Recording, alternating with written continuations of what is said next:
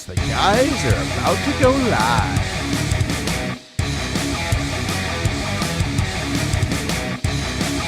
Get ready for the main event podcast. The guys are about to go live.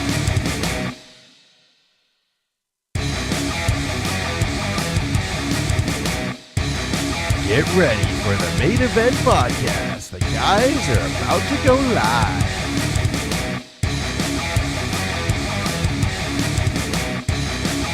Get ready for the main event podcast. The guys are about to go live.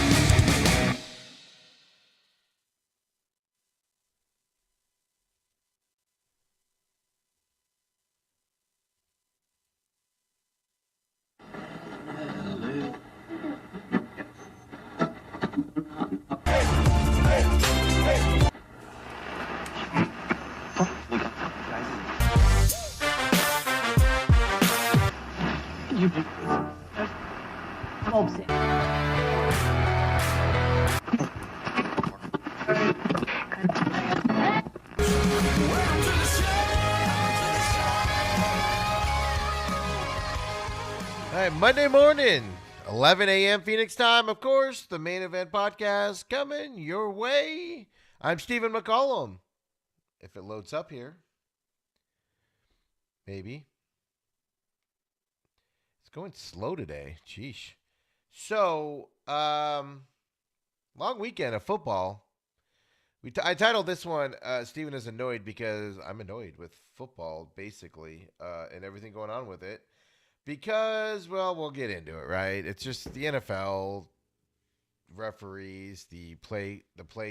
I had to choose on what videos I wanted to do today because there's so many pictures and everything, or there's so many. What am I trying to say here? There's so many videos of referees just being complete idiots this weekend, and it's your job to get these calls at least decent, and they can't even do it. But anyway, so I'm annoyed. There's always a weekend like this for me in the NFL where it's just like, what? Why are we wasting our time watching this stuff on the field with the referees? They miss blatant face mask penalties against Green Bay last night. I know those of you that follow me on Twitter knows how pretty upset I was about the hit on Simmons on Cam Newton. Not because it was the Cardinals, but just because it was a stupid call. It wasn't an illegal hit. They protect the quarterbacks beyond belief, and it's a joke. But I will say this at the same time. The reason why they protect the quarterbacks is because of the San Francisco 49ers situation. If you don't have the quarterbacks in there to play, the games are unwatchable. That's what happened with the 49ers yesterday. With the Broncos, excuse me, not the 49ers. And that's why they protect the quarterbacks. No doubt about it. But at the same time, quarterbacks running down that sideline, you should be able to unload on him. And that's what he did, and it was a perfectly fine hit. Everybody's saying it today. I don't care what kind of articles you want to send my way on Twitter or anything like that. As a legal hit. Mike Pereira agrees. ESPN's commenting about it today, about how it's the right hit. It's the right play. It was the right hit. NFL made the wrong call, and it's just annoying. And then they missed just blatant Mitchell Trubisky got face masked 3 times on one play, and they didn't throw a flag once. And on top of that, Green Bay gets the interception or fumble recovery and scores a touchdown off of it. So that missed call 3 times by professional people getting paid to make those calls cost teams points, and that drives me nuts in the NFL. We don't need that stuff. The Bears are bad enough. They don't need the refs against them too, right? But anyway, enough of that. We'll get to that when we get to the NFL here. First, let's get into college football here. There's so much going on. I figured we just pile through it here, right? So let's start off first. A lot of news out there on it. But first of all, we do the 5-game pick'em. Me and All Access crew member Miguel got together this year. We're doing just a friendly pick'em of college football games, and I started off 0-4. He's been picking pretty well. He's been basically 3-2 every week. I'm gonna put totals out here. I wanted to get a few weeks in there before we do totals, so I'll have totals out next week or so.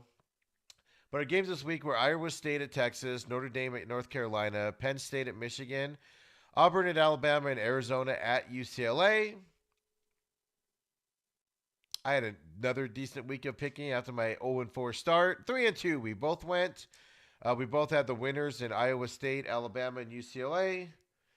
And we both had the losers, North Carolina and Michigan. I was disappointed in North Carolina's showing there against Notre Dame. But I will say that Notre Dame is looking a lot better every week of the season, and they are a better team than I will give them credit for. I don't think they can hang with the top teams in the league here, right? So, some news in college football real quick. Florida State cancels another game. Remember this? Last week I did this whole thing because I know last week we only had one podcast and the week before only one because of holidays and other events I had. So we'll get back on that Monday, Friday schedule that I announced last week, this week. But remember last week when I was making fun of Florida State and concerned Florida State was hiding behind COVID for the reason why they didn't want to play Clemson, you know, and Dabo Sweeney and Norvell at Florida State were going back and forth with each other on, you know, who's at fault, blah, blah, blah. Florida State's canceled a couple games here, right? Florida State gave the excuse that their medical team wouldn't let them play because Clemson sent a player that had tested positive, had no symptoms, anything, on the plane down there, and that was per ACC guidelines, and they followed the ACC guidelines. So Florida State pulled out of that game at the last second. If you listened to the podcast last week, I kind of railed on it a little bit because it looked like Florida State was dodging the matchup. It absolutely does. It absolutely did then. It absolutely does now. There's nothing that's changed on it because they waited until hours before the game to play to make that call, right? They did it again. They did it again. But this time it's because of their medical stuff. So the Seminoles were scheduled to play at Duke on Saturday.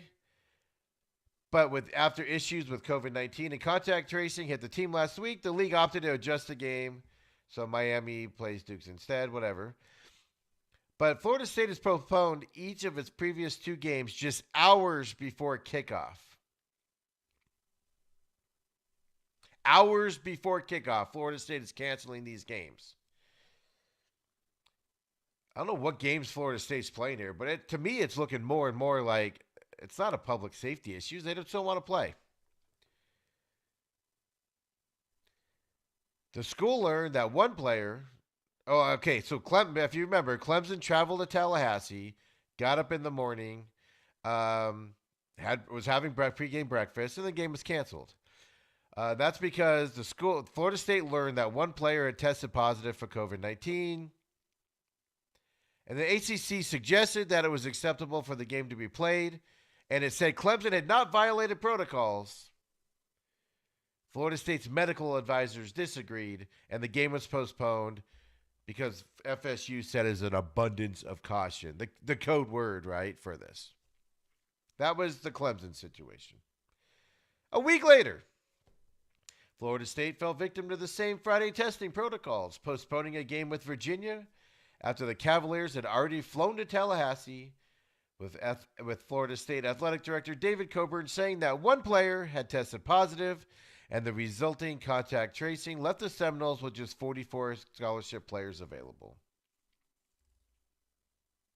This time, Florida State says, quote, "We simply had no way of knowing we would not be playing until this morning," unquote. He also says, quote, "We made every effort to play, but we could not do so in a way that's safe for the players," unquote. You notice the different language this week when Florida State has the problem and they're backing out? For Clemson, it was all about Clemson's problem. Clemson did this. Clemson did that. Clemson offered to extend the thing and play him Sunday, play him Monday. Florida State said, "No, we're not playing you." Now they're saying, quote, "We made every effort to play," when they cancel the game hours before the game kicks off, right? And I get it. Like I said, I get it. Those are the rules for COVID. I understand why the rules are there. That's not the argument here. The argument for me is Florida State keeps having these issues and canceling games late constantly. This is the third week in a row now.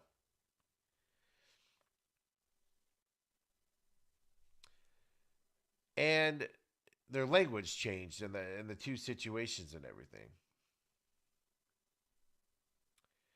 So now Miami will step in and play the Blue Devils.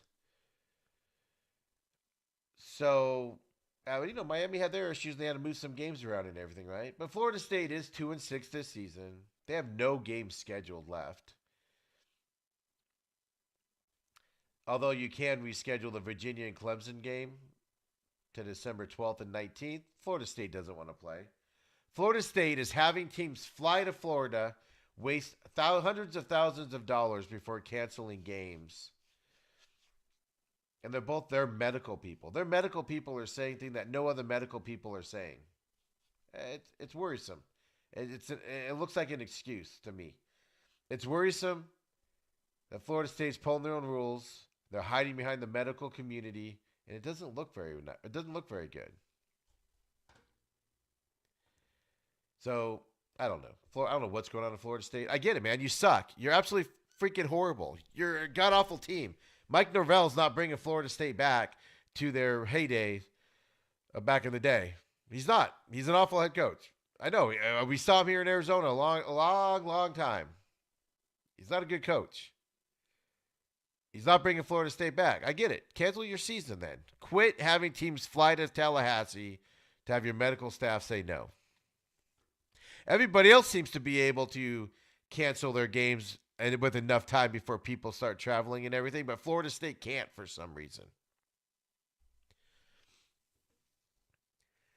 Vanderbilt fired their head football coach, Derek Mason, during his 0-8 start to this season. Not notable. Anybody that goes to Vanderbilt to be a head coach knows they're going to be fired soon. You just can't compete at that school in the SEC, right? Of course, they lost 41-0 at Missouri. And the Commodores are now 0-8. Got to remember, though, Vanderbilt has been hit pretty hard with COVID. They were playing with barely enough players most of the season because of COVID, right? And Derek Mason had a 27-55 record in his 6 seasons at Vanderbilt. He is the 6th winningest coach in program history.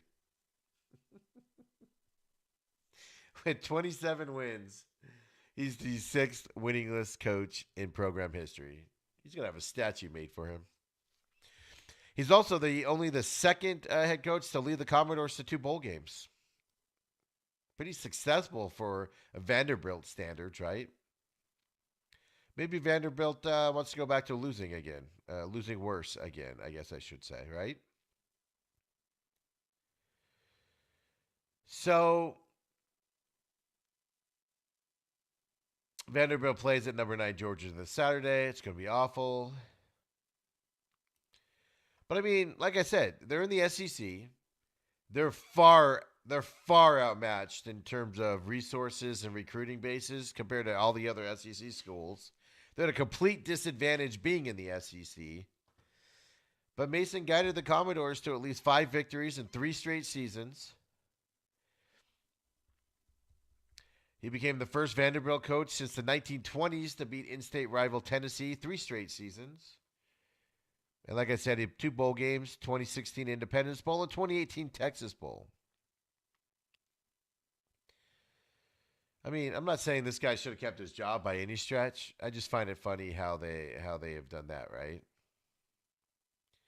Of course, if you remember, Derek Mason did replace, of course, I just drew a blank, Penn State's head coach, James Franklin. When, of course, he left and went to Penn State in 2014. So, I mean, how's James Franklin working out there at Penn State this year? Right? They did get a win, though. Of course, the other news is Vanderbilt so decimated with COVID issues and things like that this year that they went out and they were looking for a kicker to be on their team and help out. And the women's soccer team stepped up. Sarah Fuller became a college football pioneer on Saturday. She became 6 days after becoming an SEC women's soccer champion. She goes out there, right? She gets the opportunity to kick. She does a kickoff.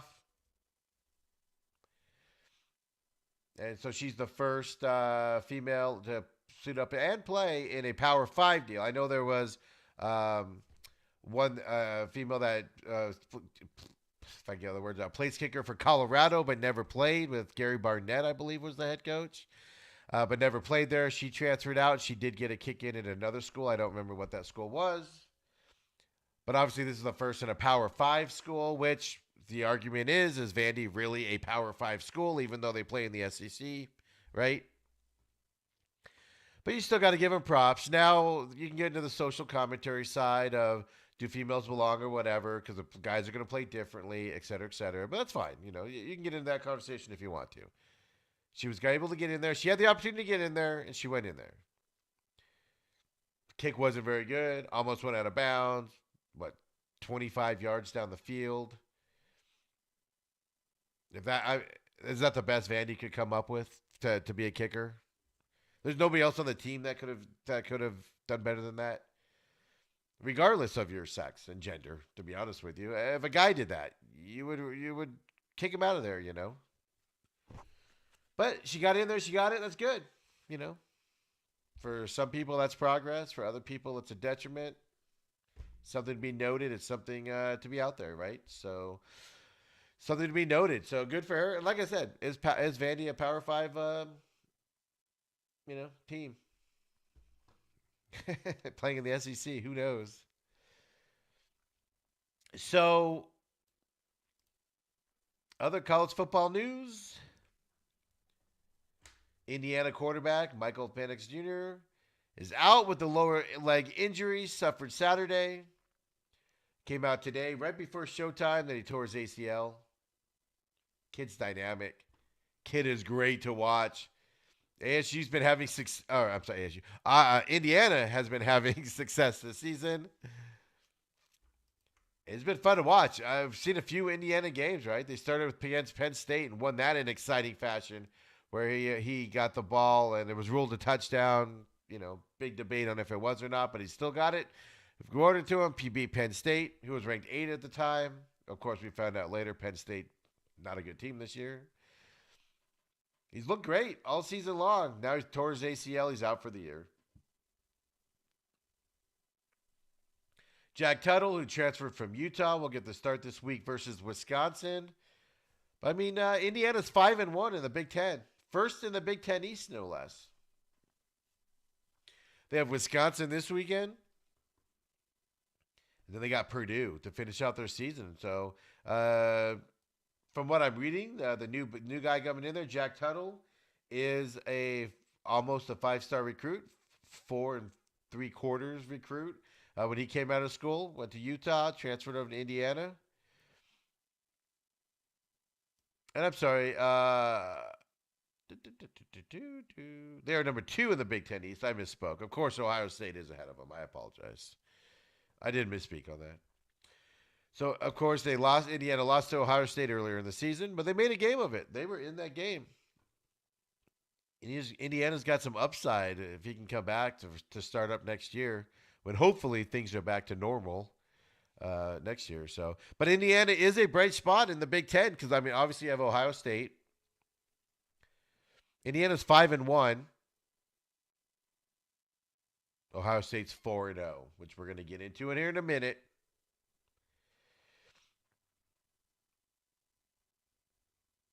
I mean, but they're the bright spot. Northwestern's a bright spot. Iowa's 4-2. Other than that, the Big Ten is trash this year. There's no other way to say it. I try to not say things are trash too often, but there's no other way to say it. Big Ten is just waste of space right now in the college football landscape, except for Indiana, Ohio State, and Northwestern. You know, I'll lump Iowa into there, being 4-2 in their conference, and 4-2 overall, of course. Northwestern's 5-1. Indiana's 5-1. Ohio State, we're going to talk about them in just a moment here. So, new poll came out, of course, this weekend. Its top 4 is still the same. You wouldn't expect anything else. We do have a question that I'm about to pose to everybody if you're ready for it. So it's 1 Alabama, unanimous number 1. Notre Dame's number 2. Beat North Carolina handily this weekend. I thought North Carolina would give more of a fight. I'm disappointed in the North Carolina team, the way they've played before. And I didn't expect their defense to be too well. But inexperience of that quarterback really showed this weekend, and I wasn't expecting that. So, hey, Notre Dame's looking pretty good. Ohio State's number 3, Clemson's number 4, Texas A&M is 5. I'll go through the rest here, and then I'm going to go back to that. Just remember that for a minute. Yeah, Florida at 6, 7 Cincinnati, 8 BYU, 9 Miami, Indiana's 10, with USC 17th, highest in the Pac-12, way too high for SC. Oregon falls all the way down to 21 since they lost to Oregon State this weekend. And are we still calling that the Civil War game? Because I thought we got rid of that. I don't know. So am I being politically incorrect by calling it the Civil War game still? I don't know. You tell me. Washington's 23. Liberty got back into the poll at 25 after being out of it after losing last week. But here's my question, college football fans, if you're ready. Ohio State's number 3. They've missed 2 games now, right? Those games aren't being made up. I gave you their schedule. They're 4-0 in the conference. They beat Nebraska. They beat Penn State, which was ranked 18 at the time, but of course, we found out there how bad they really were. They beat Rutgers. The Maryland game was canceled. They beat Iowa. It was ranked 9 at the time, 42-35. Iowa was in that game. And then Illinois over the weekend was canceled. They're 4-0, folks. They played 4 games. 2 games remaining. At Michigan State this weekend. Michigan the weekend after. And Michigan's shutting down their campus and their program right now because of COVID problems. Let's just assume Ohio State plays the next 2 games and has 6 wins. 6-0. Let's just assume that because there's some serious debate if the Michigan game's going to go off. So let's just give them the benefit of the doubt that they'll have 6 wins, right? How are they ranked number 3 still? How? Somebody needs to explain this to me. How are they the 3rd ranked team in the country at 4-0 right now? And if they win and go 6-0, how are they the best? Alabama has played more games. Notre Dame is playing more games. Clemson's played more games. 1-loss Texas A&M has played more games. So here's my point here. This is what a point I'm making, folks. Why is Ohio State ranked 3 in the country? When Texas A&M, who's ranked 5th, 6-1, 2nd in the SEC West, they beat Vanderbilt. They lost to Alabama. They beat Florida. They beat Mississippi State. They beat Arkansas. They beat South Carolina. Their Tennessee game and their Mississippi game were both postponed. They beat LSU over the weekend. They have lost. They have not played 2 games, just like Ohio State has. They're 6-1. They got 22 ranked Auburn this weekend and then at Tennessee. They win both of those games. Let's just say they go win both of those games. They go 8-1. How is it possible that a 6-0 team gets in the playoffs with a 3 or 4 spot? And a team that played more with 1 loss, and that 1 loss is against the number 1 team ranked in the country. How does Texas A&M not go in above Ohio State? I'm not giving this to you guys because I'm a big SEC guy. I'm not giving you this scenario because I want to see the SEC get 2 or 3 teams in this year. How can a team that doesn't play very many games get in over teams that play tough games, tough schedules, and they won them? And the only losses to the national champions. We can do the same thing with Florida's schedule, by the way. But I'm just saying Texas A&M because they're the 5th. They're ranked 5th right now. A team with 6 games, 6-0, is going to get in over a team that played a full schedule, missed 2 games, and won it. Does Ohio State deserve to get into the playoffs? No, they don't, in my opinion. Absolutely not. Even a 6-0 Ohio State team, they didn't play a schedule. They didn't play teams rough. Look at the schedule. Guys, look at the Big Ten Conference.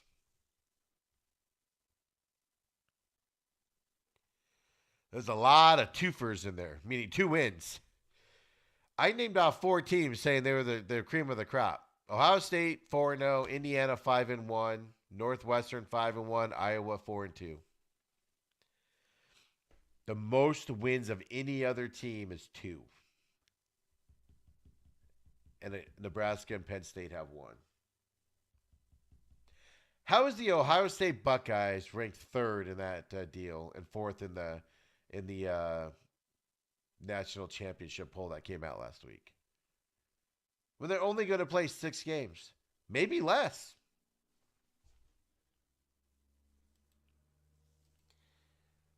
Those of you that know me know I can't stand Ohio State for these reasons. They're like Notre Dame. They get the benefit of the doubt. They get ranked higher than they should be ranked and everything. And now it's interesting because, like I said, Ohio State misses 1 more game. They're not eligible for the Big Ten championship. But let's say, like I said, I'm just throwing things out here, guys. Let's say Ohio State wins their next 2 and they're 6-0. But let's say Indiana wins their next 2. They're 7-1. A 7-1 team that played more of a schedule, should they get in? Should they be in the championship game over an Ohio State team?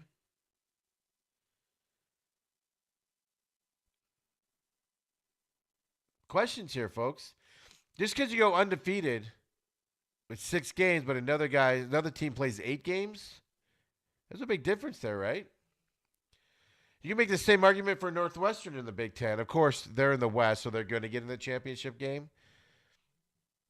But they go 7-1, right? If they win their next 2. But does a 7-1 Indiana deserve to get in over a 6-0 Ohio State to the championship game?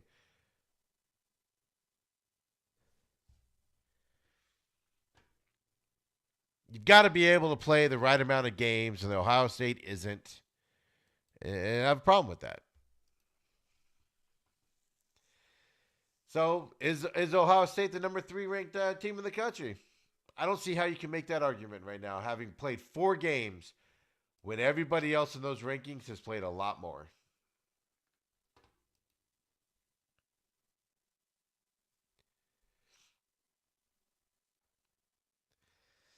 So anyway, Ohio State, but I hope Michigan can get their facilities open and everything, because if they miss that game, as Big Ten rules state. And here's the funny thing is the Big Ten has also locked themselves into a situation because Nebraska wanted to play other teams outside of the conference to get that game in. Nebraska wanted to change some schedules around so they could get games in when they couldn't play because of other teams' COVID problems. The Big Ten said no. Is the Big Ten going to now break those rules and make those rules so Ohio State can get in? But a 6-0 team,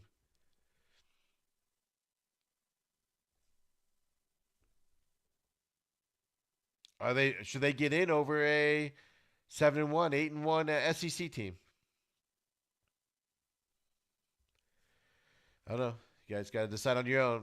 I don't see it right now. I don't see it now. Now, that doesn't mean it won't change. It won't change anything. Right? It doesn't mean that things won't change and I'll have a different opinion later on. I'm just saying right now, sitting here right now, I've been looking at it all morning long. I just don't see it right now, this moment. Doesn't mean things won't change my mind later. So if you got an argument on it, let me know. Change my mind. Ohio State's not 3rd-ranked team in the country, playing 6 games. 4 right now. The next team below them is 5-1. How's Ohio State the better team? Yeah, they beat Indiana. I get that. But how do you know? It's easy to go undefeated when you play 4 games. Easier to go undefeated if you play 4 games compared to 6 because you have less chances to lose. There you go. So, college football in a nutshell, of course, over the weekend. Let me get this up here. Production issue. Of course, being a holiday weekend.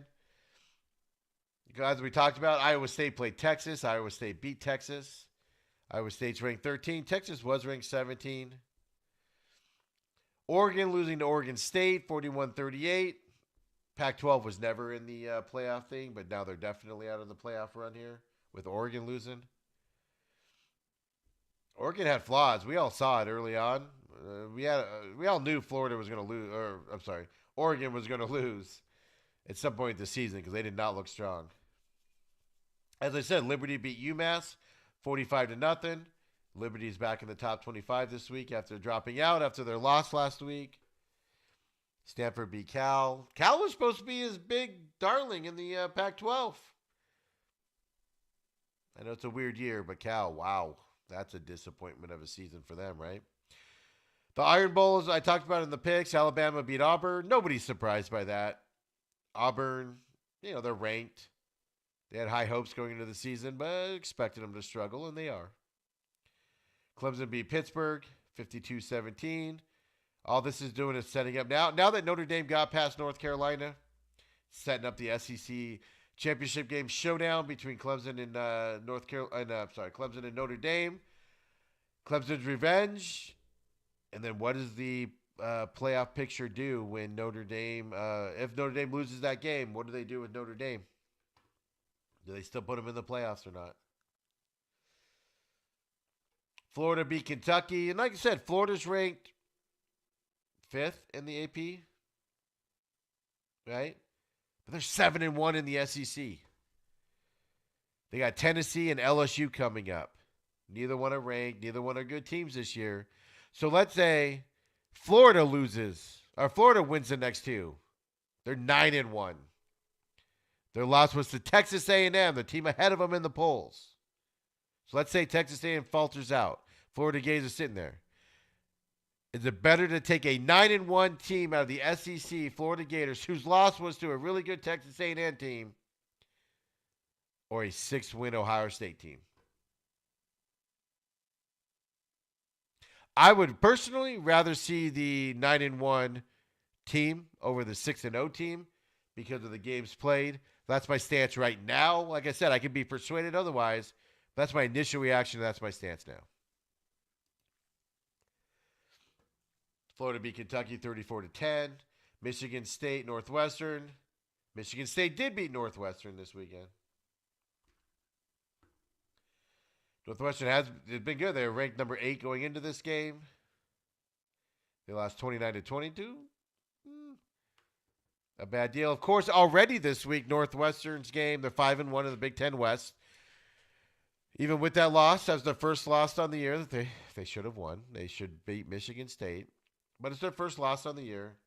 This weekend's game against Minnesota has already been canceled. And they got Illinois after that, which Illinois' game was canceled this weekend because they got sick with the COVID. So, Northwestern, winning that division down there. Going to be in the Big Ten title game maybe, but okay. Oklahoma State rebounded and beat Texas Tech this weekend. Michigan, Penn State. I thought Jim Harbaugh would be able to pull this one out because James Franklin and that Penn State team has just looked absolutely garbage all weekend. You got to pick one bad team. That's the reason I put it in the picks for me and the All Access crew, Miguel. Man, Michigan. Jim Harbaugh's got to go. I had an argument 3 weeks ago ready to go on why Michigan needs to keep needs to keep Jim Harbaugh. I had a legit argument that made perfect sense, went through all the data points, past coaching history at Michigan, all of this stuff. Why you're not going to get anybody better than Jim Harbaugh at Michigan. Thank God I didn't do it that week because they've been a spiral since, and Jim Harbaugh needs to go. He needs to leave Michigan. It needs to be done. It's not good. It's not a fit. It's not working out. The team is super young, It's not going to get better. I don't know who you get that's going to be better, but you need to get Jim Harbaugh out of there. I'm so glad. I'm so glad I ran out of time on the radio show because that's where I was going to do it, to not do that, because that would be an all-time epic fail by me to put that out there after what's happened these last 3 weeks. I just don't know who you're going to get better in Michigan. Michigan's a team that's not. I know Michigan fans think they're the number one. Oh, we're the best. Whatever. Maybe it's time to. Maybe it's like Nebraska. It's time to start thinking, lowering your standards a little bit, lowering it down, because you're not going to be that perennial team anymore. Maybe it's coaching, but coach before Harbaugh wasn't good. Coach before him wasn't good. Been a long time since Michigan's been a big team in that Big Ten there. UCLA beat Arizona. Arizona's a mess after they looked pretty good against USC to begin their season. Washington's a mess. They played out Washington. They lost again. Of course, like I said, a lot of cancellations this weekend. But so that's college football for this weekend. A lot of things going on. Let's get in the NFL. Let's get into it. Pretty exciting weekend of football, to be honest with you. In terms of gameplay out there, a lot of upsets again. These upsets are getting amazing in the NFL. It's this is the year of just shocking stuff on what's happening out there. So, let me do the picks real quick here. Get that out of the way before we get into all the news, right? We had Cardinals at Patriots, Titans at Colts, Chargers at Bills, Chiefs at Bucks, Bears at Packers. I went 3-2 for the week. I had the Bills, Chiefs, and Packers as winners. Of course, lost the Cardinals game. And the Colts, boy, was that disappointing. Derrick Henry, the beast, right? He's unstoppable when he's on fire. Kaler went 4-1 this week. He had the Titans, Bills, Chiefs, Packers right. Of course, he lost the Cardinals game also. Adam, 3-2 this week. I got a text from him sometime late last night that just simply said, "My God, the Bears are awful." And my response this morning was, it's been evident to anybody watching the Bears for a while now. Adam went 3-2. He had the Patriots, Bills, and Chiefs right. He missed on the Colts and the Bears.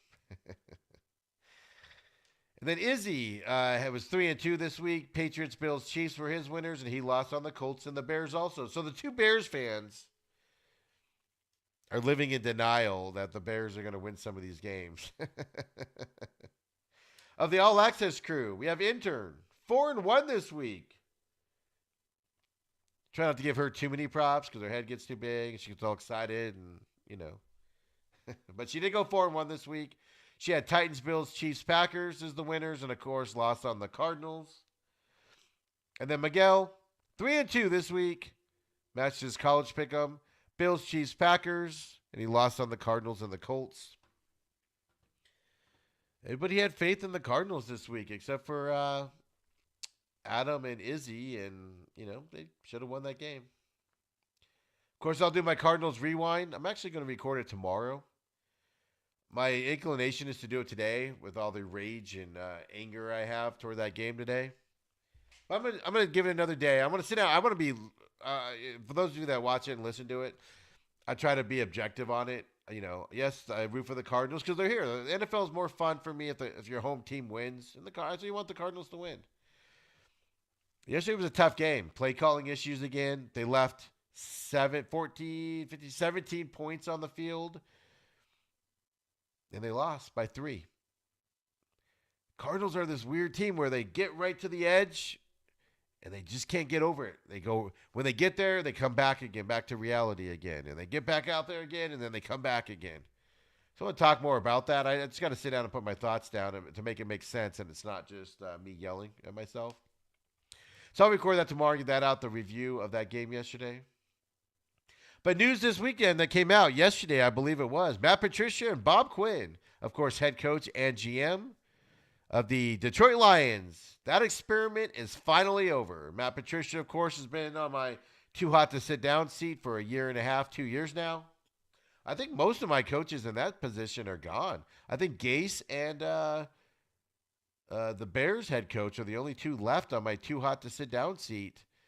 The 3 or 4 other ones, Bill O'Brien, Dan Quinn in Atlanta, and now Matt Patricia, are all fired. So, hey, look at me.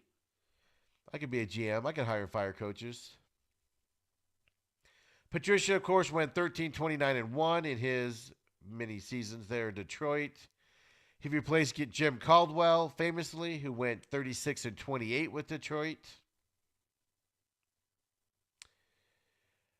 That, on a side note, I get so much joy out of teams that get rid of a good coach because they think they can be better and they do worse. I love back in the day when Nebraska fired one of the guys that they had as coach, and they said, we don't go 9-7, or we don't go 9-4, or whatever it was, the record was that year. You know, we don't do that, and they've never done it since. They've always sucked since.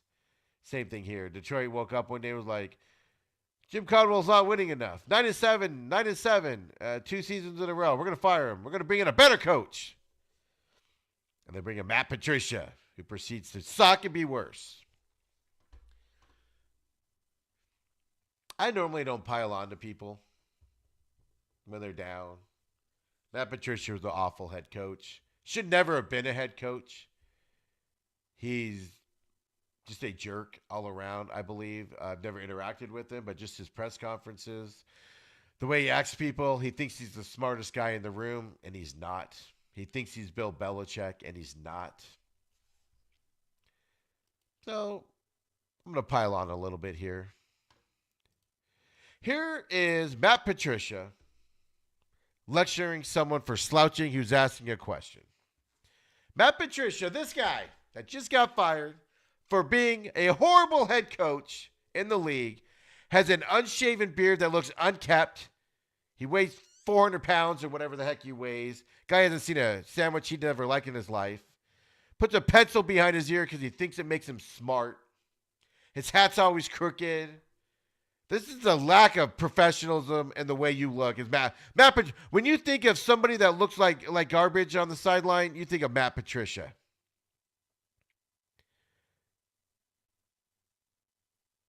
And it's crappy coaching, and he lectures someone for not being respectable. This is just a throwback here, just because I want to pile on today. This makes your franchise better.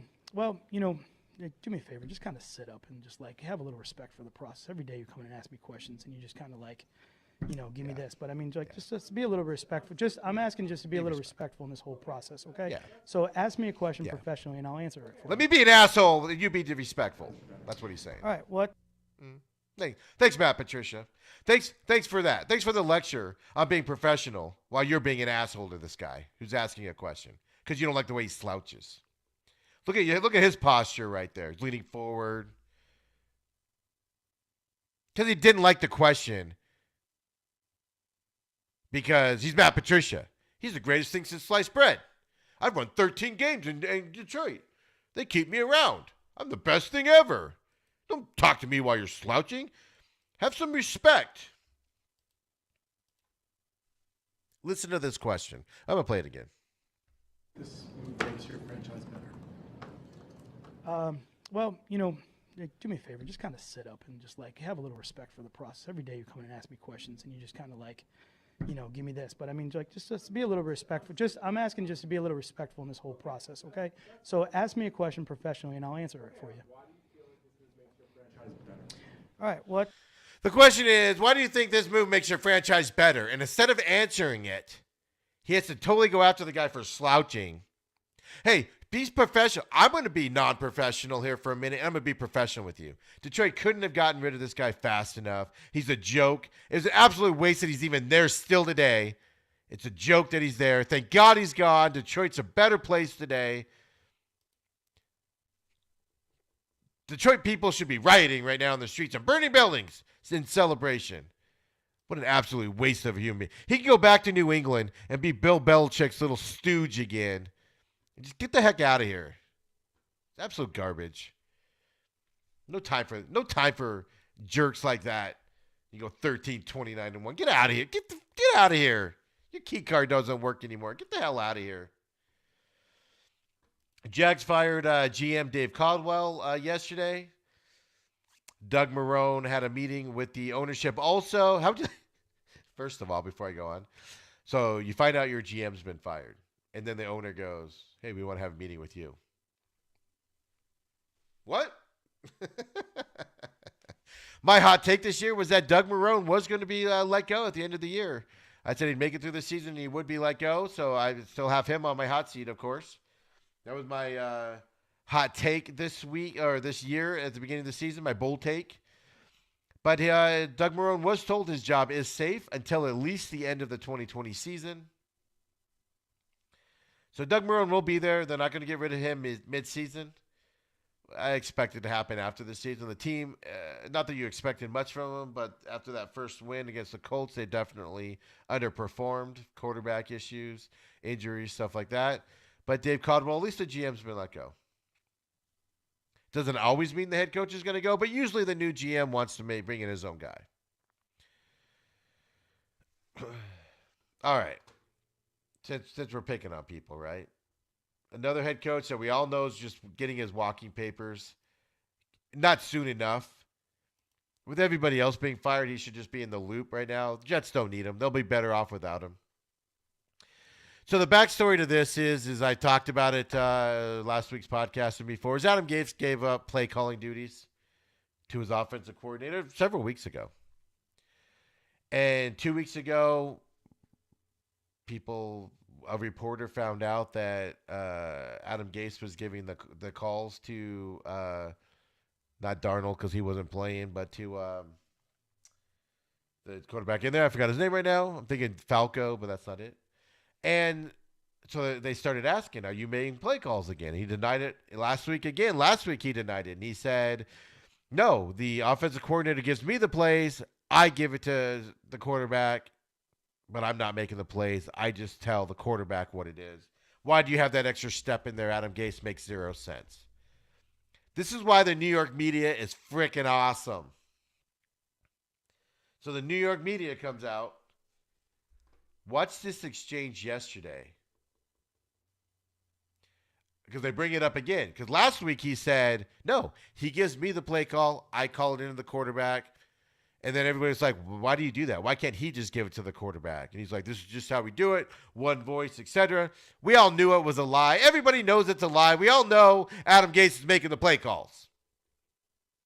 So this week, the New York media, check out this line of questioning. I didn't take over. We did this. We've done the same thing in the last 4 games. We were watching Dowell through the whole game. He wasn't doing anything. I mean, he was just standing there. He tells me it's not hard. This is not hard. We go through it the drive before. Hey, these are the 3 plays. I do the third downs. So what happens after the 3 plays when you have a series? Because we were watching one where Dowell was talking to Frank Pollock. He wasn't calling the plays. You were. What part of the game was it? I want to say that was the third quarter. Yeah, when we got down, then I was trying to do some of the 2-minute stuff. Wait. I thought you didn't make the play calls.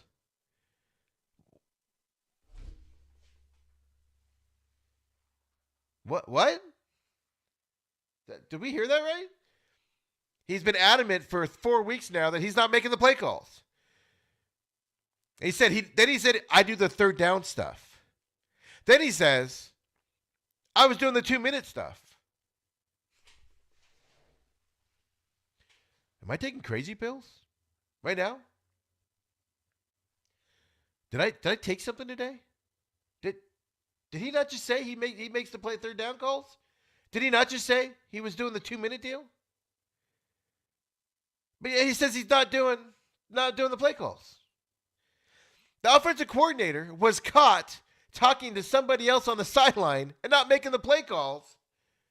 And Adam Gase says Yeah, I do the third down calls. After saying repeatedly for 4 weeks, he didn't do it. Well, listen to this again. I don't get it. I don't get it. I didn't take over. We did this. We've done the same thing the last 4 games. We were watching Dowell through the whole game. He wasn't doing anything. I mean, he was just standing there. He tells me it's not hard. This is not hard. We go through it the drive before. Hey, these are the 3 plays. I do the third downs. So what happens after the 3 plays when you have a do the series? Because we were watching one where Dowell was talking to Frank Pollock. He wasn't calling the plays. You were. What part of the game was it? I want to say that was the third quarter. Yeah, when we got down, then I was Oh. trying to do some of the 2-minute stuff. Oh. Oh. Well, as long as you're not making the play calls. Seriously, this is why I'm so annoyed today, people. Thinking about NFL refs calls. This is just so annoying. I know you guys are probably laughing at me because I'm so annoyed by this stuff. Like with Matt Patricia's garbage and now this garbage. Look, man. Adam Gase, we get it. You're a control freak. You think you're the best thing since sliced freaking bread. We know you think you are the best head coach in the league. We know you think that you're smarter than all of us. With your non-blinking eyes up there and you don't blink at all and you're creepy looking. And the words came out of your mouth where you said your offensive coordinator said, "Oh, look, guys, play calling isn't this hard." Then why do you suck so bad at it? If it's not hard, did you also catch in there that they planned for the next 3 play calls? The drive before. Did you guys catch that? They planned for 3 calls because they know their offense isn't going to go more than 3 calls. Adam Gase is a bigger joke than we ever thought he was. Not only should he be fired, which he's going to be. He's got to be. This is just absolutely ridiculous. He is a joke. They should fold the Jets for being such a joke right now. This is how bad the Jets are. This is how bad of a joke organization they are, right? Not only is Adam Gase a bigger joke than that, he's still denying calling the plays while he's saying he's calling the plays. He's denying it. So you have this exchange, right? And this was so great about the press in New York. Is some guy was in the deal, probably looking through binoculars and watching the guy that's supposed to be making the play calls to find out he's not making the play calls. And Adam Gase is sitting there with this stupid, shitty grin on his face right here. Think like, I'm just going to lie. They'll believe me at some point, right? Look at that. Look at that look on his face right now. What in the world is this human freaking clown doing? I normally don't pile on to people when they're down, but with Matt Patricia, just finally, he's just gone. That asshole of a guy who doesn't deserve a head coaching spot. He doesn't even deserve to be in the league. He's that big piece of trash with the way he talks to people, looking that way and stuff. Like, I don't make fun of people's looks because look at me. And those of you who are on Facebook Live, look at me. I don't make fun of other people's looks because I at least do. Oh, hey. And if I'm going to tell somebody to be professional, I'm going to damn well make sure that I'm professional. Same thing here. Just say you're making the play calls, you freaking idiot. Just do it. We all know you are. We see your offense, Adam Gase. It is god-awful. It is the worst thing ever. It's not even offense. You sucked as the Bears offensive coordinator. You sucked in Miami as the head coach, and now you suck at the Jets. We know it's you, buddy. Hey, Adam Gase, here's your secret, man. We know it's you, buddy. We know it's you that's making these play calls. We know it's you that sucks. Just admit you're doing it because we know it's you. You can blame the head trainer. You can blame the offensive coordinator. You can say how easy play calling is all you want, but you're not good at it. We need to show this stuff. So Adam Gase never coaches in the NFL. He never gets another job in football again. He needs to go to Circuit City, which I know is defunct, but that's where he deserves to go. People thinking we're stupid like that. Ugh, so annoyed. Just so annoyed that he thinks that that's the way to go. Let's go to a funny little thing here because I can't get enough of this. Notice how I have no NFL ref video. Nothing makes me madder than NFL refs who suck at their job. I can handle Matt Patricia, whatever. Get the hell out of here, you clown. I can handle Adam Gase thinking we're all stupid, right? All of that stuff. It's annoying, but we can make fun of it and move on, right? NFL refs sucking at their job. It's no different than baseball umpires, Joe West and those guys not doing a proper job. Gets my blood boiling because you have one job, and that's to officiate the game fairly, officiate the game as you see it, and make the proper play calls. That's your only job to do. And when a referee or an umpire fails at it, I'm okay. Like I gave you that Bears incident earlier, right? I'm okay with them missing one face mask, but there was two other ones on the same play. There's no way it was missed. They chose not to throw the flag. Drives me batty. The NFL refs were so bad in that play, they're making me defend the Bears right now. And if you watched that game last night, woo-wee, there's no defense for that. So let's have some fun here. The Chiefs are playing the Buccaneers. They're blowing them out, Well, at this point, it's 0-0 in the game. It's the first quarter. Why is Travis Kelce trying to be a quarterback? Watch this funness right here. God, you got to love this. Second and goal. Cross back. It's Kelce looking to throw it, and he does. It's not. His reaction afterwards is freaking priceless, man. He's all,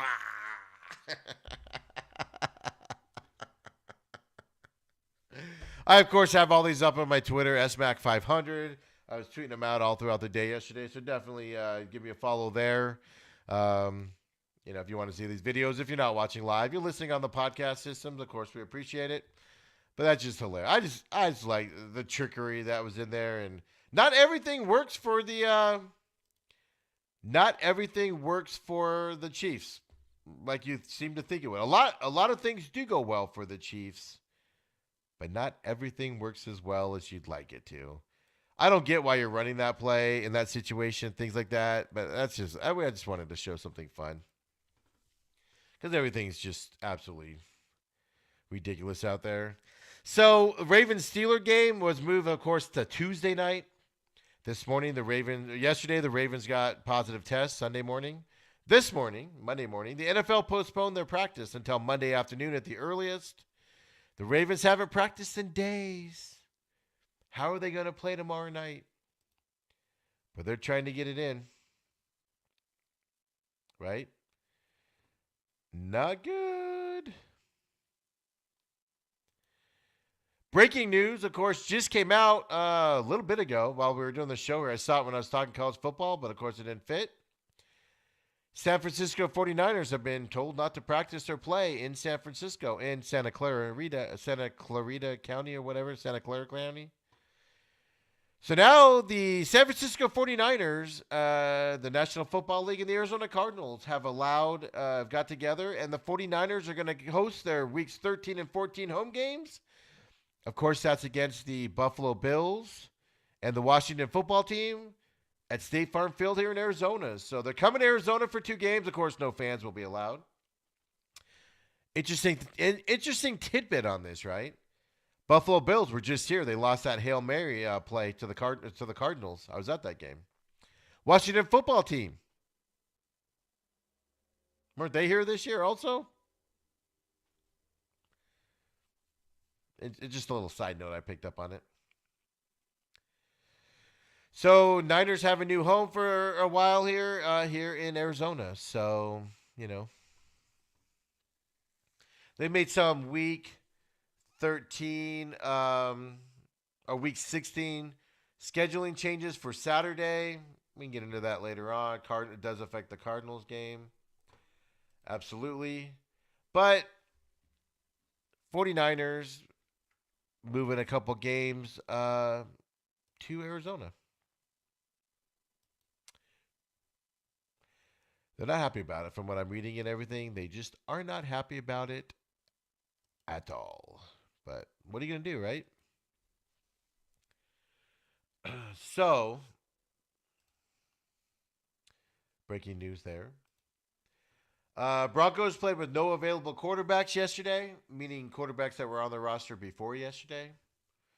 They did bring up a practice squad wide receiver. Didn't go quite as well as they hoped. We'll talk more about that as we get to that game. Because what did we learn in Week 12 from all of Sunday's games? This league, like 2020, has just been a colossal up and down roller coaster. Chiefs held on to beat the Tampa Bay Buccaneers yesterday, 27-24. Woo! Tampa Bay was getting blown out in most of this game. But, man, Tampa Bay needs to learn how to defend Patrick Mahomes and Tyreek Hill. Woo! 17-0 lead for the Chiefs in the first quarter.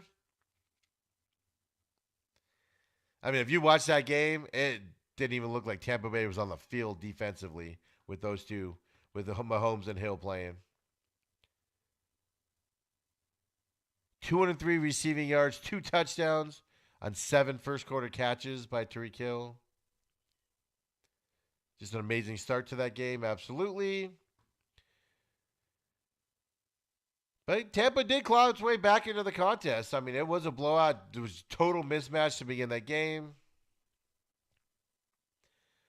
Chiefs ran into some offensive struggles. They punted 3 times in the second half, in the third quarter. They had 2 3-and-outs. Then Brady started doing Brady things, throwing interceptions. Question is, did Kansas City get bored in that game and let the Bucs come back into it, or was there something else going on? Something to watch. Kansas City's winning despite not being very good on offense right now, meaning not clicking on all cylinders. They're great, but they're not clicking right. This team can be so much better, and they're not. But they're winning. They're still winning with it. They haven't buried the teams they need to bury. But once they get threatened, they pick up pace back up again to win the game. Tom Brady and this Tampa Bay offense, I've been talking about it on the blender, filling in for a few weeks now, that there's something wrong with this offense. Too many cooks in the kitchen is a phrase that I read and used a couple weeks ago, last week. Mike Evans made a bunch of drops yesterday. Wide receivers and quarterback are on different pages, whether the receivers are running the wrong routes or the quarterback's throwing it to the wrong places. Tampa Bay cannot beat the good teams. They're getting blown out by the good teams. And those Bear fans, I'm not including you on that, even though you beat them.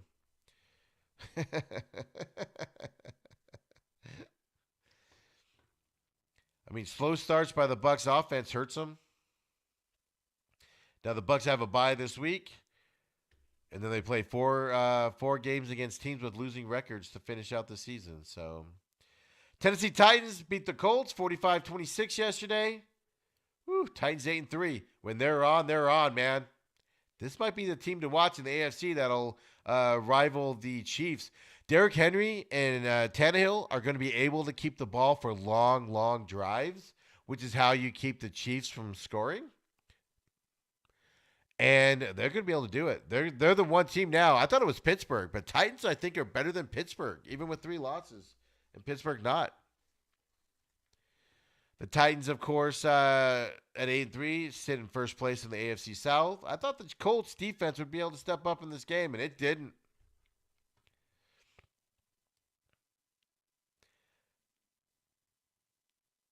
Tennessee scored 35 first-half points and had 449 yards of total offense. 229 rushing, 220 passing. Of course, Derrick Henry had 178 yards rushing and 3 touchdowns on 27 carries. I mean, Derrick Henry was the leader. What a leader in this spot. Absolutely.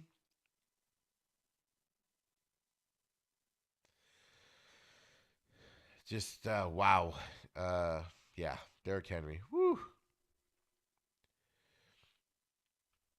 Bears at Green Bay last night. If you watched this debacle, 41-25, Green Bay won. Mitchell Trubisky, this offense, this Bears offense is awful. It still is awful. It's going to be awful. Chicago's going to be lucky to win one more game this year after starting 5-2 was it? 5-1. I mean, that 75-yard opening drive for Aaron Rodgers was a thing of beauty to open that game off. Tone was set early, as they say. Devontae Adams is a stud out there. I mean, Devontae Adams is a stud receiver for Green Bay. He's one of the best guys in the league. Absolutely.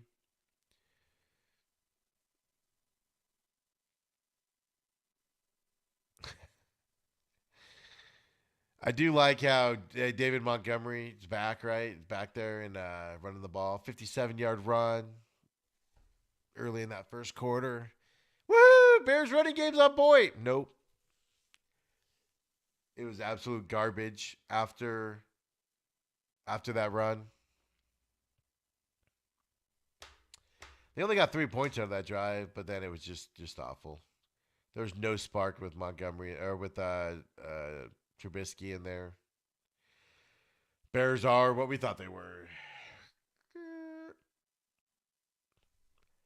As I've said a million times, head coach of the Bears is on my too hot to sit down seat. I fully expect him to be run out of town at the end of this year. I would have given, I've said it numerous times, I would have given him another year if they would have won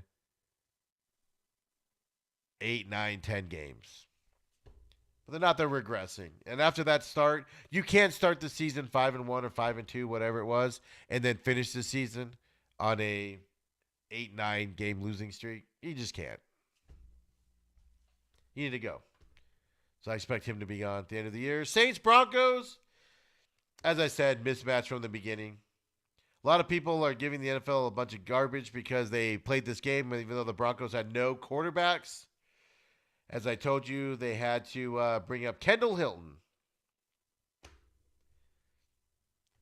who was 1 for 9, 13 yards and 2 interceptions. You can't be mad at this kid, man. He's a practice squad wide receiver, played some quarterback in the deal. They brought it up. After the game, Vic Fangio, who I'm not a fan of, is the Broncos head coach at all.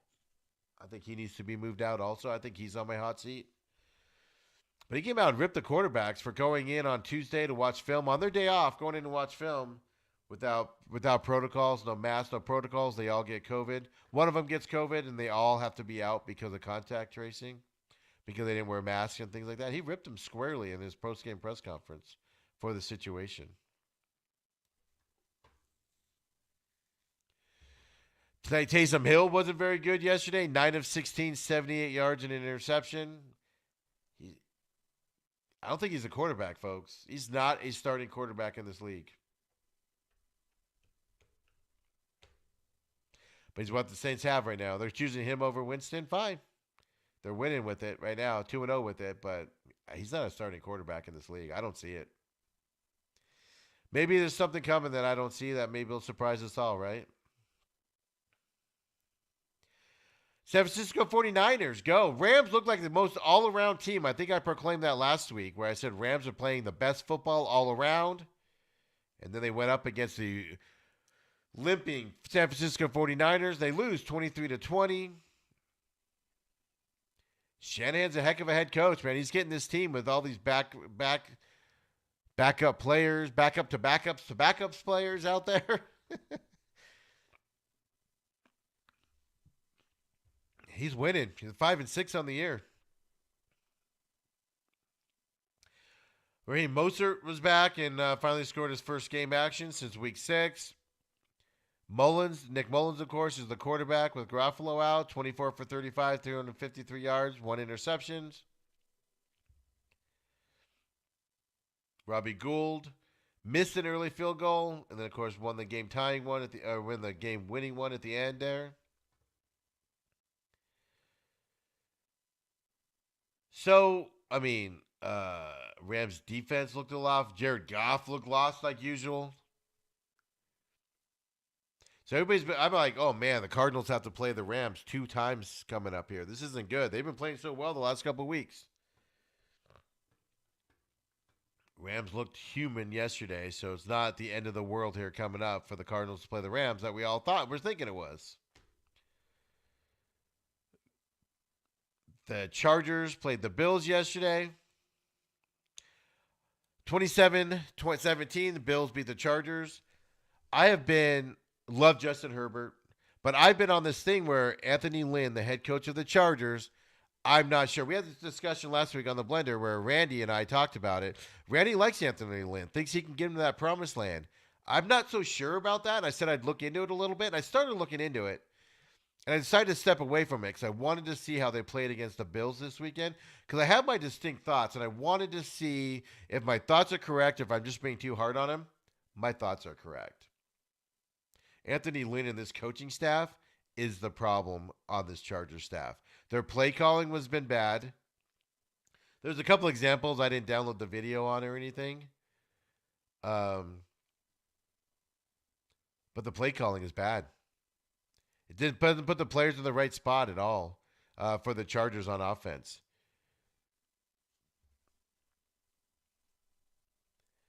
I mean, the Bills turned the ball over 3 straight possessions yesterday.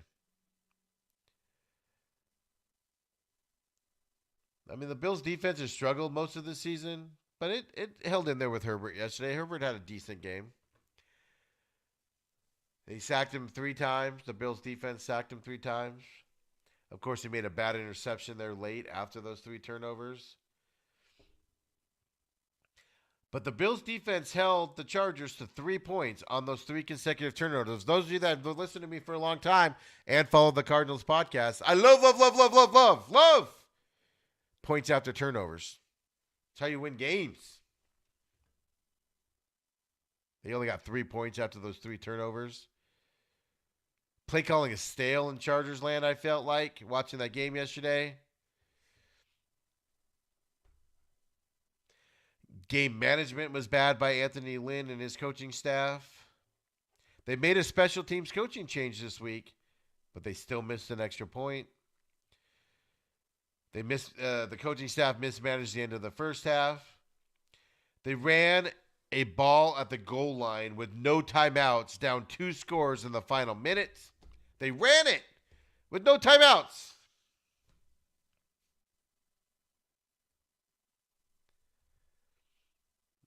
Obviously, meaning the clock is running. That's what I mean by that. And then they ran the ball at 1st and goal after Herbert completed a 55-yard pass on 4th and 27. They ran the ball, nailed down their own clock that they need with no timeouts, down by 2 scores. And they drove the clock down. They literally mismanaged the clock to where they didn't have a chance to come back after they scored. Anthony Lynn. And that coaching staff is the problem in the Chargers land. I'm sorry, Randy. I'm sure we'll talk about it today, but Anthony Lynn's the problem. Needs to go. Anthony Lynn is on my hot seat. He's moved from mediocre, I'm not sure, to Anthony Lynn is on the hot seat.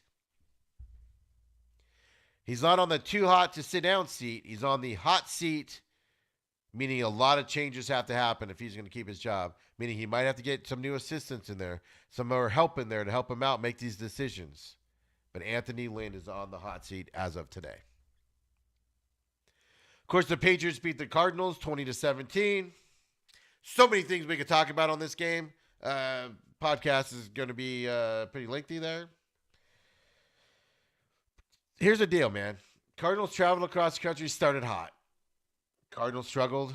They lost their game there. They're still in this game with all the things going against the Cardinals. They stay in these games. That's a positive, Cardinals fans. Yes, is it disappointing they lose some of them? They lost the one in Miami, right? 3 turnovers leads to their loss. This time, a missed field goal to win the game is missed. Patriots go down and score and win the game. They're in these games till the end. Last year and 2 years ago, they weren't. This is an improving team. Does that mean you need to throw the bathroom? I saw Cliff Kingsbury need to be fired. It's his 2nd year, and this team has vastly improved to what they were last year and definitely the year before he got here. Kyler Murray's 2nd year. Folks, If you didn't see it, they're denying he's injured. That game plan changed. I tweeted it out at halftime. It said this offense is god awful if Kyler Murray isn't a threat to run. And he's not. When he started running the ball in the second half a little bit, you saw it open up for him. He's more injured than they're letting on with that shoulder. Special teams yesterday, for the first time, let the Cardinals down. I'm not talking about the missed field goal. I'm talking about the long punt returns. 53-yard punt return for the New England. 82-yard punt return. Even though that was called back because of the bad call by the refs. Again, questionable blindside block penalty.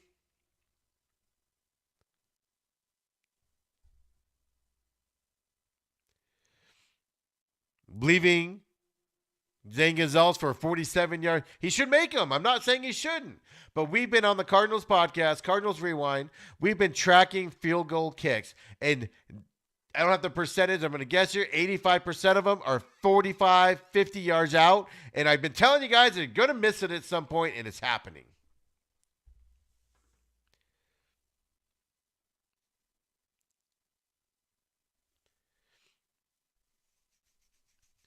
Cam Newton, not a good quarterback. I predicted he was going to be an all-star form, man. He was going to be a Pro Bowler this year. Nope, I was wrong. He had a 13 QB rating at the beginning of the game and 6.6 at the end of the game. He was 9 for 18, 84 yards, and 2 picks.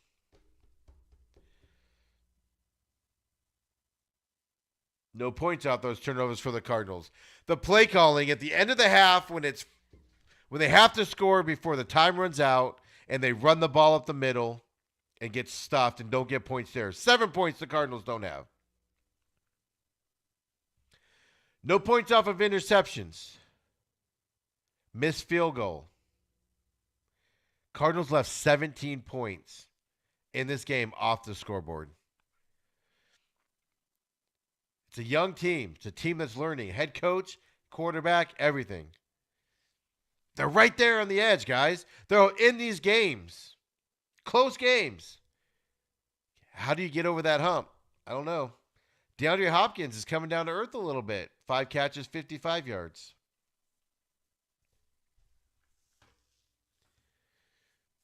I mean, special teams was a letdown yesterday. Absolutely. Jake Kirkpatrick with a nice interception. More on that in the Cardinals Rewind. Disappointing. Panthers at Vikings. Vikings pull this one out barely. 28-27.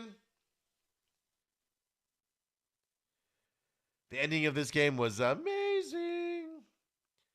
Chad Beebe, Vikings receiver, botched a punt return with 2 minutes and 10 seconds left, which allowed Carolina to get a field goal and stretch his 3-point lead to 6 with 1:51 left.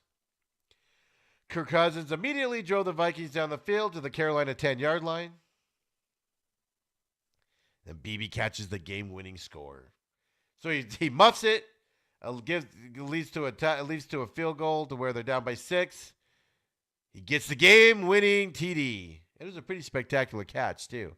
Gotta love the redemption that somebody can get after basically giving the other team the win, grasp it, and you go down and you catch the game-winning score on the other end, you get it back. Good for you, man.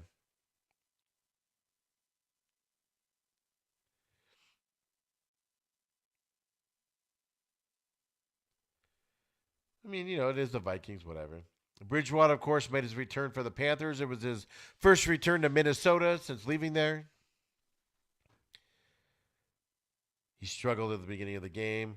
Browns and Jaguars. Look, there's not a lot to talk about on the Jaguars side. Of course, I said earlier they fired their GM. But 27-25, Cleveland Browns beat the Jacksonville Jaguars. Cleveland Browns are 8-3, folks, and nobody's talking about them. Are they good? Are they not good? Baker Mayfield was missing good throws all over the field yesterday. All over the field yesterday. He was missing wide open guys. But they won. Hand the ball to Nick Chubb and let him do his thing. Because Baker Mayfield's missing open guys. But they won. They pulled it out. He did enough to win.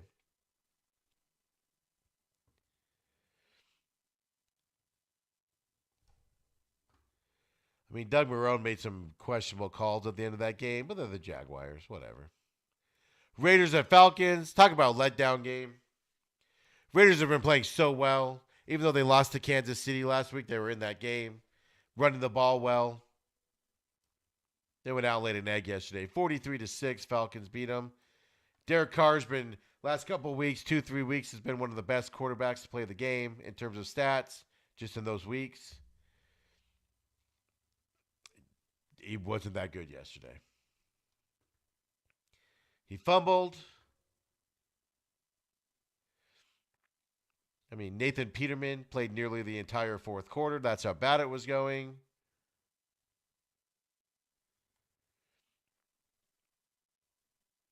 Raheem Morris, is he going to get this Atlanta job? They're playing really well right now with him. Is he going to get the head coach of the Atlanta job? Take that interim tag off?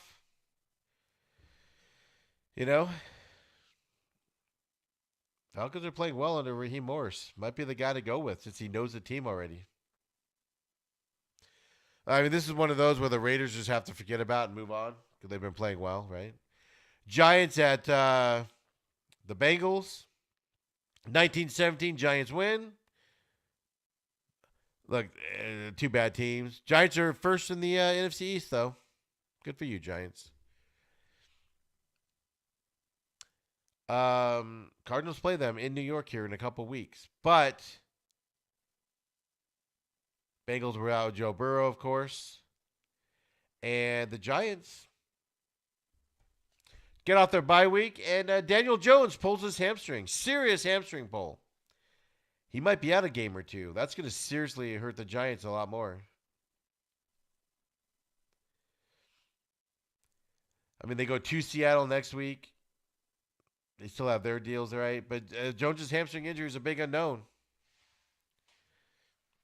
Can the Giants keep it going? Joe Judge, I was seeing today, deserves Coach of the Year. I was saying, come on, everybody settle down. Dolphins at Jets, 20-3. Dolphins beat the Jets.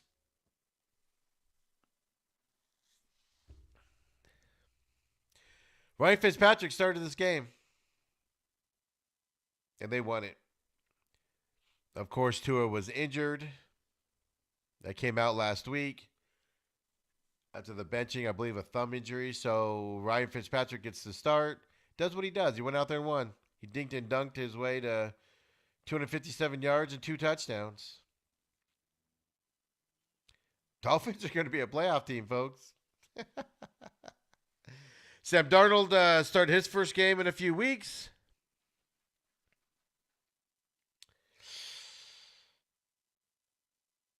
Yeah, I did my Adam Gase deal earlier. Dolphins are 7-4 in their second place in their division, and they're sitting. They're on the edge of the AFC playoff picture. That last playoff spot for the AFC is amazing. That's going to be something to watch these next couple of weeks.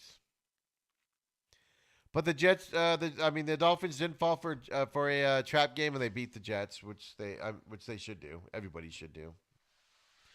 To go to 7-4, so good for them. So that was this weekend in football. Hope you all enjoyed it. I appreciate everybody listening. Of course, it's live on Facebook and Twitter. Whenever we go live, the replays can be found there as well. I'll get this up on the podcast forums, Podbean, Spotify, Google Play, Apple Podcast here in a little bit. I've got to run up to the studio. Boss man wanted to see me. I don't know if that's good or bad. Maybe I'll be on there later. So I'll be there. So any notes, definitely drop a note. Send me a message. I know a lot of you reach out, email and whatever. So email me. Let's chat. Let's have a good weekend here. So I'll see you guys on there. Otherwise, Wednesday night, the main event radio show on the 1580 The Fanatic, if filling in on the blender as well. And then, of course, we'll be back on Friday. Start the Friday podcast this week. So thanks, everybody, for watching. Talk to you all soon.